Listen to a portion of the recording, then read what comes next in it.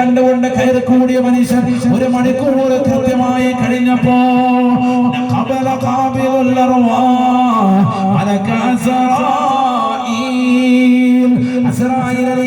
ചിറകടിച്ചുകൊണ്ട് ഇറങ്ങി വരുകയാണ്. അദ്ദേഹത്തിന്റെ ആത്മാവിനെ പുറപ്പെടുത്തുകയാണ്. സഹാബത്ത് ഓടി വരുകയാണ്. അല്ലാഹുവിന്റെ റസൂലിന്റെ ചാരത്തിലേക്ക് വരുകയാണ്.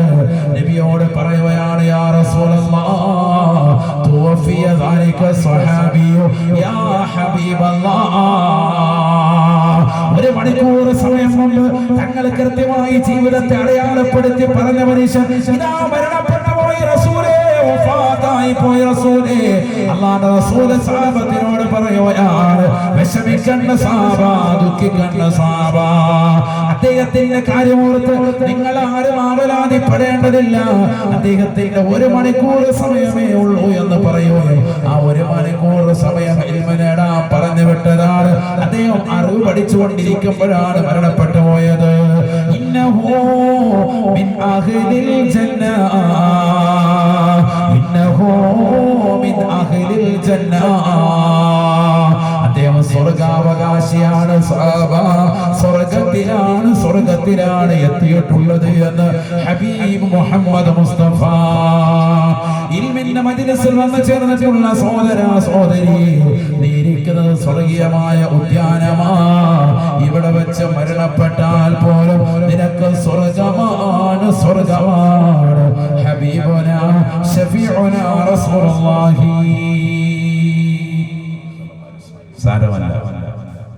ഈ മജ്ലിസിലിരുന്ന് മരിച്ചാൽ പോലും സ്വർഗ്ഗം. അതുകൊണ്ടല്ലേ ഹദീസിൽ പറഞ്ഞത്, മൻ സലക ത്വരീഖൻ യൽതമിസു ഫീഹി ഇൽമൻ സഹലല്ലാഹു ലഹു ത്വരീഖൻ ഇലൽ ജന്ന. ഇൽമിന്റെ വഴിത്താരിയിലേക്ക് ഇറങ്ങുന്ന പ്രിയപ്പെട്ട മുതഅല്ലിമേ, സഹോദര സുഹൃത്തുക്കാരാ, അതിന്റെ അറ്റം ചെന്ന് നിൽക്കുന്നത് സ്വർഗ്ഗത്തിലേക്കാണ് എന്ന് ഹബീബ് മുഹമ്മദ് മുസ്തഫ. സ്വർഗത്തിന്റെ വാതിലുകൾ തുറക്കപ്പെടുകയാണ്. സ്വർഗത്തിലേക്കുള്ള വാതാനങ്ങൾ എളുപ്പമാവുകയാണ്. ഇൽമിനെ സ്നേഹിക്കുക, ഇൽമിന്റെ സദസ്സിൽ പങ്കെടുക്കുക എന്ന് പറയുന്നതിനെ സ്വർഗത്തിലേക്ക് അടുപ്പിക്കുകയാണ്. അല്ലാഹു തൗഫീഖ് നൽകട്ടെ. അതാണ് നിങ്ങൾക്ക് തുറന്നിട്ട് നൽകിയത്. മറ്റ് ജില്ലക്കാരെക്കാൾ ഏറെ ഞാൻ മനസ്സിലാക്കുന്നു കാസർഗോഡ് ജില്ലക്കാർക്കുള്ള പ്രത്യേകത, കൂടുതൽ ഇൽമിനെയും ഇൽമിന്റെ അഹിലുകാരെയും മരണപ്പെട്ടുപോയ ഔലിയാക്കളെയും മഹത്തുക്കളെയും ആദരിക്കുന്നു, ബഹുമാനിക്കുന്നു. അല്ലാഹു നിലനിർത്തുമാറാവട്ടെ, അല്ലാഹു നിലനിർത്തുമാറാവട്ടെ. അതുകൊണ്ട് തന്നെയാണ് നിങ്ങളുടെ ജീവിത കാര്യങ്ങളൊക്കെ നടന്നു പോകുന്നത്. ഇരിക്കുന്നത് ആരും വലിയ PhD എടുത്ത അഹിലുകാരൊന്നുമില്ല, വലിയ അറിവ് ഒന്നുമല്ല. ആ അറിവ് കൊണ്ടൊന്നും അല്ല നമ്മൾ സമ്പാദിച്ചു കൂട്ടിയതൊന്നും.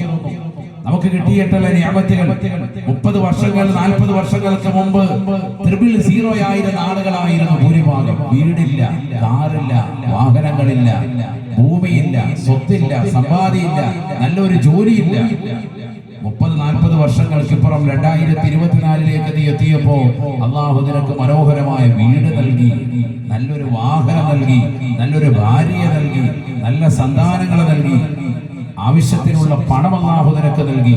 ഒക്കെ കിട്ടിയത് ആലിമീങ്ങളെ, ദീനിന്റെ അഹിലുകാരെ, ഔലിയാക്കളെ ആദരിച്ചതിന്റെ കാരണത്താൽ. അല്ലാഹു തൗഫീഖ് നൽകട്ടെ. വേറൊന്നുമില്ല. ഈ ബഹുമാനവും ആദരവും കാത്തു സൂക്ഷിച്ചപ്പോ അല്ലാഹു നിങ്ങൾക്ക് ചില കാര്യങ്ങൾ നൽകി, അല്ലാഹു നിങ്ങൾ ആദരിച്ചു. സുലൈമാൻ നബി അലൈഹി സ്വലാമിന് കൊടുത്തതുപോലെ ആണ് ഞാൻ പറഞ്ഞു വന്നതിന്റെ സാരം. ഇൽമിനെയും ഇൽമിന്റെ അഹിലുകാരെയും സദസ്സിനെയൊക്കെ ബഹുമാനിക്കാൻ. അവിടെ പോയിരുന്നാലൊന്നും സ്വർഗം കിട്ടൂല, ഇവന്റെ സദസ്സൊന്നും യാതൊരു കാര്യമില്ല എന്ന് പറയുന്നവർക്കാണ് മുഖത്തടിച്ചതുപോലെ 2 കാര്യങ്ങൾ സൂചിപ്പിച്ചത്, ഹദീസും ചരിത്രവും. വിധങ്ങളുടെ സഹാബത്തിൽപ്പെട്ട ഒരു വ്യക്തി